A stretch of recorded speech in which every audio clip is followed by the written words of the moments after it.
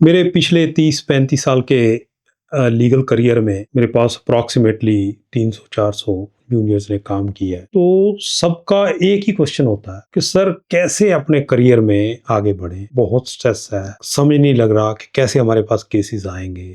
ये भी नहीं समझ लग रहा कि हम केस कर भी पाएँगे या नहीं कर पाएँगे। तो इस स्ट्रेस में हम कुछ काम भी नहीं कर पाते। क्या ये क्वेश्चन जायज़ है? हाँ, ये यूनिवर्सली ट्रुथ है कि ये new commerce, new entrants into the legal profession के लिए कॉमन क्वेश्चंस। तो कैसे एड्रेस किया जाए? मोस्टली मैं 2-3 बातें इस इश्यू को एड्रेस करने के लिए करता हूँ। Number 1, yes, this profession will take you to the unexpected heights, but कैसे? ये जो इनिशियल पीरियड है, किसी का 1 साल का है, किसी का 5 साल का है, तो कैसे इसको डील किया जाए? तो उसमें बेस्ट मंत्रा ये है कि आप अपने आप को कैसे फुल टाइम बिजी रख। आपने एक ओवरऑल अपनी लाइफ की स्ट्रेटजी बना। Profession means work place is one part, your life is another. तो अगर तो आप बैलेंस बना के चलोगे दोनों का, प्रोफेशनल और पर्सनल लाइफ का, at the initial stage may be out of 24 hours आप इनिशियली 10 घंटे या 12 घंटे अपने प्रोफेशन में दे रहे हो, तो एटलीस्ट 4 to 5 आवर्स अपनी पर्सनल लाइफ पे भी दो। क्या करना चाहिए? वर्क प्लेस से फ्री होने के बाद आप अपनी एक्सरसाइज करो, keep your mental health good, yoga करो, कुछ भी जो आपको अच्छा लगता है अपनी पर्सनल लाइफ में ग्रो करो। अपने रिलेशंस में इन्वॉल्व रहो, अपने पेरेंट्स से, अपनी फैमिली से keep in touch with them. अपने इश्यूज को उनके साथ डिस्कस करो, अपने जो भी तकलीफ है उनके साथ डिस्कस करो। यू मे और may not get the resolution for that, but आप शेयर जरूर करो। ऐसे ही अपने दोस्तों के साथ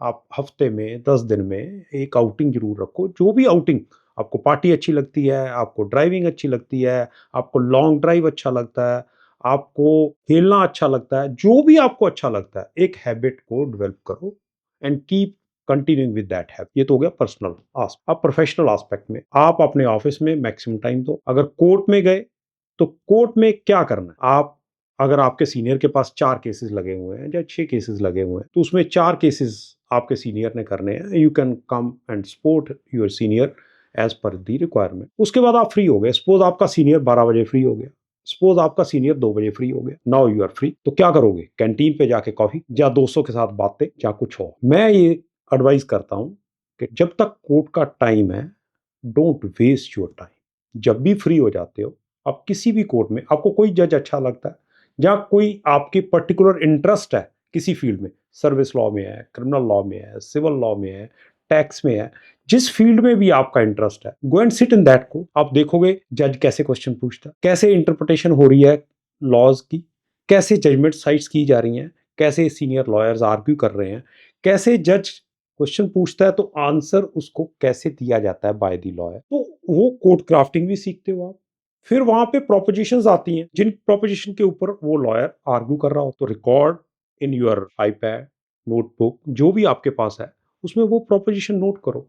कुछ जजमेंट्स, कॉन्स्टिट्यूशनल बेंच की जजमेंट, सुप्रीम कोर्ट की जजमेंट रेफर की जा रही हैं on a very important legal issue, note करो, उनको पढ़ो आके अपने ऑफिस में। तो learn. Suppose take an example, आप एक कोर्ट में बैठते हो, 5 अच्छे मैटर आर्ग्यू हुए, 5 प्रोपोजिशन आपको समझ लगी, तो फिर उसके बाद देखो, उस केस का नंबर नोट कर लो कि जज साहब ने जजमेंट क्या दी।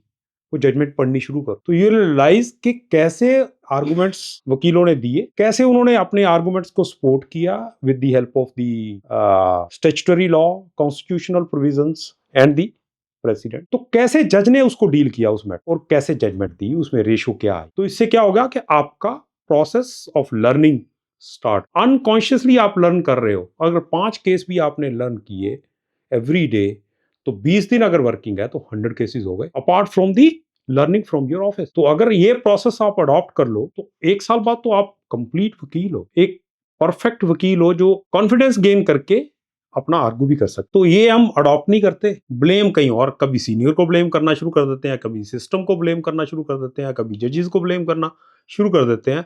अपनी वीकनेस या अपने आप को कभी नहीं। मेरी आपको एडवाइस है कि ये प्रोसीजर आप 1 साल अडॉप्ट कर लो। अगर जैसे मैंने बताया कि अब जो केस डिस्कस हुआ उसके रिगार्डिंग आप स्टैट्यूटरी लॉ भी पढ़ो, केस लॉ भी पढ़ो, फिर उस केस की जजमेंट भी पढ़ोगे, तो आपको प्रोपोजिशन क्लियर हो जाएंगी। फिर आपको पता चलेगा कि एक वकील साहब ने आर्गू तो बहुत धुआंधार की, बट केस तो हार गए। क्या हुआ?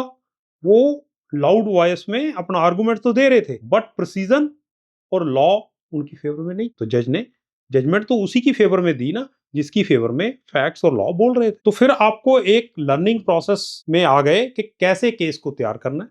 ड्राफ्टिंग में हेल्प करेगा आपका यही प्रोसेस, आर्गुमेंट्स में आपका हेल्प करेगा ये प्रोसेस। तो इन इन दिस होल प्रोसेस अगर एक साल आपने अडॉप्ट कर लिया तो साल बाद क्या होगा, आपको अच्छी अंडरस्टैंडिंग हो जाएगी लॉ की। अच्छी अंडरस्टैंडिंग हो जाएगी तो जिस ऑफिस में आप काम कर रहे हो वहां पे आपकी वैल्यू बननी शुरू हो जाएगी। अगर आपकी वैल्यू बननी शुरू हो जाएगी तो जो सीनियर आपको स्टाइपेंड दे रहा था वो सैलरी देने शुरू कर देगा। मैं सैलरी वर्ड तो गलत यूज कर रहा हूँ, being a lawyer we should not expect salary, but फिर भी आपका स्टाइपेंड बढ़ जाए, फिर आपका सीनियर आप पे कॉन्फिडेंस भी रिपोज करेगा और आपको केसेस भी देने शुरू कर देगा कि भाई ठीक है आप जाके आर्गू करो। तो जब लोग आपको आर्गुमेंट करता देखेंगे तो आपको as a independent lawyer engage करना भी शुरू कर देंगे। तो यही जर्नी है आई थिंक। अगर ये फॉलो करो तो you will become one of the successful lawyer in your life. Thank you.